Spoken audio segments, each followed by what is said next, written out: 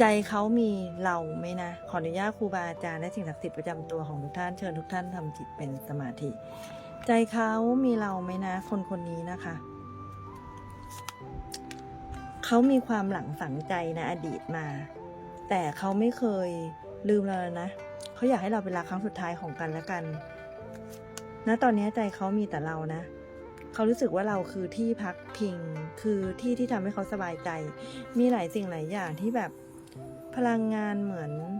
ต่างฝ่ายต่างแคร์ความรู้สึกซึ่งกันและกันเขาจะพยายามเคลียร์ความรู้สึกที่อยู่ลึกๆในใจของเขาสำหรับคนเก่าเพื่อที่จะเปิดรับเราให้เต็มหัวใจแล้วเขาก็จะทำได้ด้วยนะคะให้เวลาเขาสักนิดหนึ่งแล้วเราจะได้มาอยู่เคียงข้างกันคอยดูแลกันใจเขามีเราเสมอค่ะเชิญพิรักษ์นำนายได้เลยไลฟ์มินแชร์ติดตามเพื่อรับพลังงานดีๆขยายเชื้อพลังงานส่วนตัวหน้าช่องได้เลยขอบคุณค่ะขอส่งพลังงานแห่งความโชคดีของความรักถึงทุกท่านค่ะฝากกดติดตามด้วยค่ะ